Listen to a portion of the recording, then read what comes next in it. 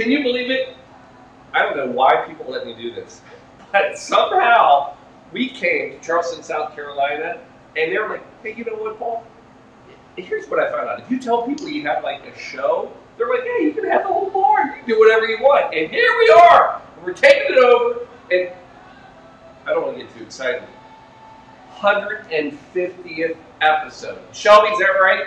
Yes. Season 3, episode 22. Alan, you ready? We have so many people behind cameras tonight. Here we go. Let's take it behind the bar. Yes!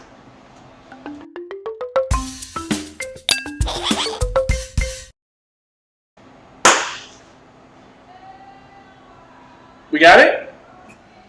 I don't know what's going on. Here's what I know, though. Shelby, what camera are we on? That one.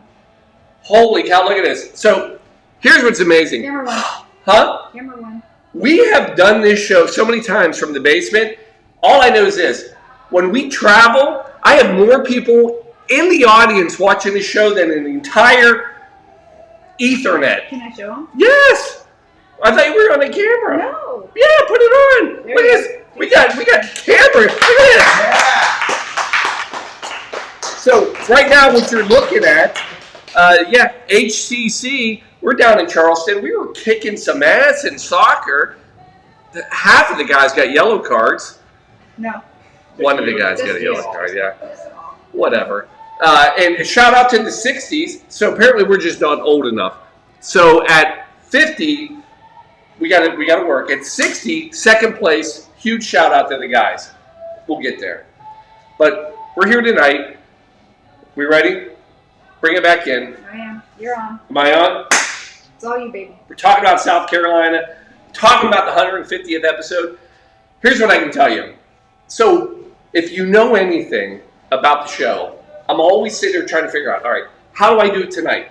What's the drink, right? Because I try to tie it all together. That's what I do. And the idea is 150th episode. We're in South Carolina. There's got to be this magical cocktail. And here's what I found out. South Carolina, there's no cocktail history. Nothing. And that's because, here's what you have to know about history, South Carolina. Prohibition started 1920. We all remember. Well, some of you, Larry. 1920. Come on, that was good. Larry. 1920 to 1933 is prohibition. But here's what you have to know. South Carolina has been a tough liquor state. I mean tough. 1890, South Carolina decided they were going to go to this dispensary system, meaning they were going to state-run all of the alcohol. Basically, ABC stores back in 1890. Alcohol Board Commission, in case you wonder what ABC stands for. Oh. So they started in 1890. It's a train wreck. Then in 1915, they were ahead of the curve. They said, screw it, prohibition. They started it 5 years before it became a 18th Amendment. They were ahead of it. Now here's where it gets really bad. After Prohibition in 1933, December 5th, if you're keeping track, my birthday, not the 33 part, but the December 5th part, South Carolina say, nope, we're not done with Prohibition. You guys can get rid of it. We're keeping it right here. Prohibition, we like it. It's good. They kept the Blue Book Sunday laws. You've heard about all the Blue Sunday laws? Yeah, so Blue Sunday laws are basically where you can't buy alcohol on Sundays. Still in existence here today. And but Prohibition kept on going. Then they came up with this kind of workaround. They started in South Carolina basically the 2-ounce liquor law. So what it was for years, and when I say years, basically in 1973 they passed this law that says you can only serve a cocktail with 2 ounces or less of alcohol. Enter the mini bottle of alcohol. Folks, you don't understand how powerful this was. So it's the mini bottle law in South Carolina. And for years, if you went to a bar in South Carolina, that's all you could get. Every drink was a mini bottle. That's all they had. So the back of the bar, they had tiny shelves. And they had mini bottles everywhere. And when you ordered a drink, they grabbed a little mini bottle. Hold on, let me show you how this would work. I would like some bourbon. Hold on. We have this lovely new riff. And that's all. That's all they could do. So if you wanted to rum and coke or a screwdriver, you're in business. But they couldn't do mixed drinks. So cocktails were nothing. You could not get anything that had more than 2 liquors in it. If you did, you had to order a pitcher. So, and it was crazy. So if you went to a bar, you would order drinks. You would go, I would like a 1 2-ways or a 2 3-ways, which meant I went 1 bottle, split 2 ways, or I went 2 bottles, split 3 ways. So that's how you ordered shots. Mess. 2006, finally, it gets repealed. But that's how, it's 2006, this isn't that long ago. And actually, if you go back, and they had a thing about the commerce in South Carolina, it wasn't until about 2010 before Charleston became a very destination spot because you couldn't get alcohol, really. Folks, we love our alcohol. So, this is perfect because that's where I live. It's a travel show. And when I travel, I like my mini bottles. So, for the drink tonight, I gotta have a mini bottle. And here's our drink. The Horse's Neck Cocktail. Did you have it? Who picked it? Did you guys know? No. All right, so the Horse's Neck Cocktail. Great travel cocktail. All right, so if you're going travel cocktail, you got to have something that's quick, simple, easy. Mini bottle, you got to be able to run with it. Here's why this is great. So again, this goes back old school, 1890. The Horse's Neck was actually a drink. I don't want to shock anybody. It was non-alcoholic originally, and that's what we're making tonight. We're making the. For God's sakes, we're not doing that. I have 8 people in the audience there like, F it, we're leaving. We're out. No way, we stayed all night for that. So the original Horse's Neck, all it was ginger ale, a little bit of, some bitters, and that was it, with a lemon peel. That was the whole drink.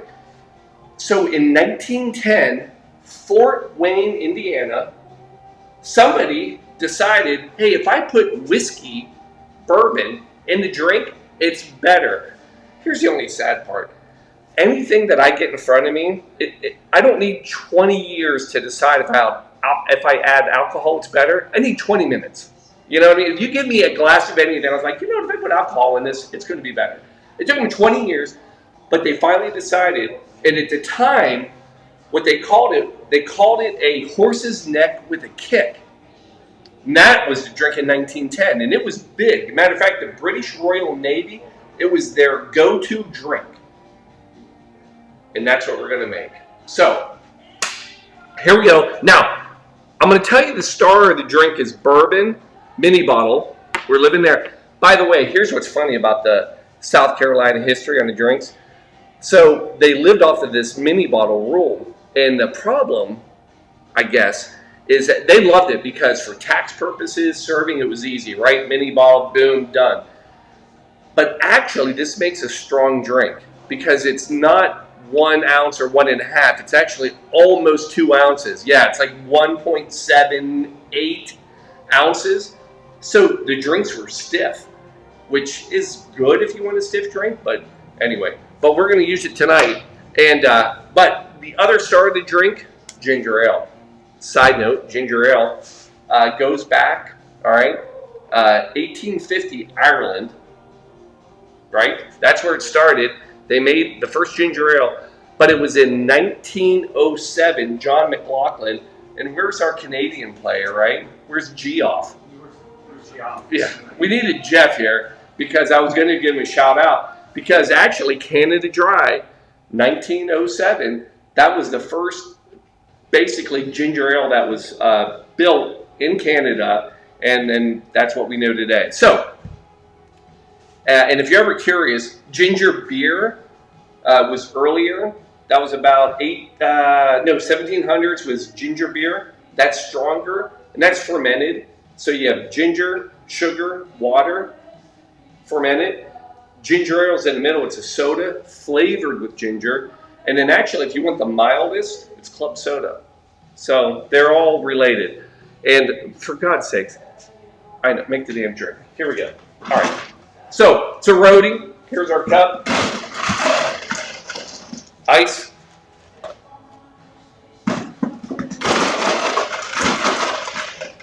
Ice. Folks, easy. One bottle. We're going New Riff tonight. A little shout back home. Thank you, New Riff.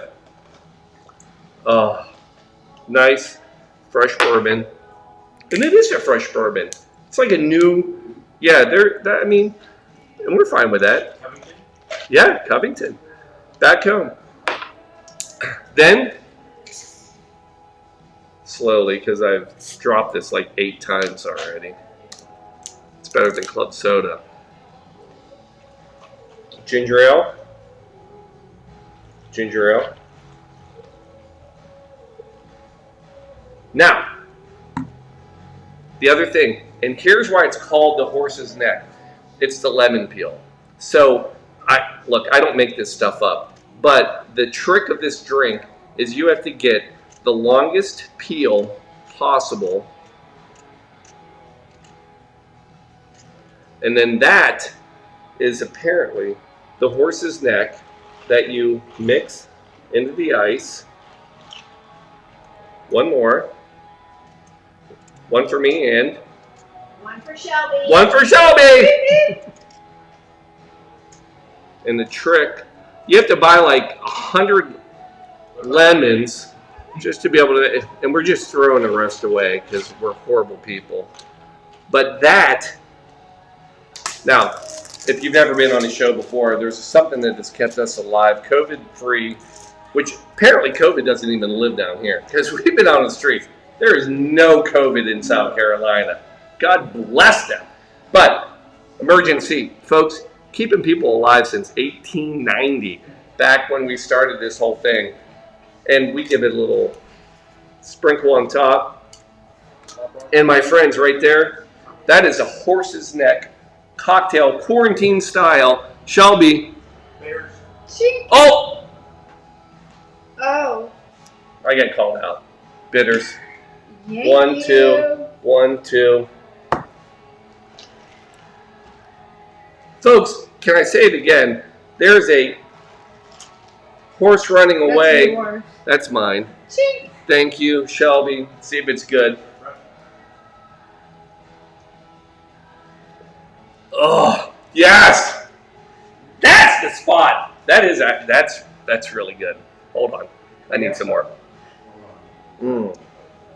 Folks, there it is. Quarantine style horse's neck cocktail. So, last thing I leave you with, 150th episode. Can you believe it? When we started this, I actually had a healthy liver. I mean, it's been a ride.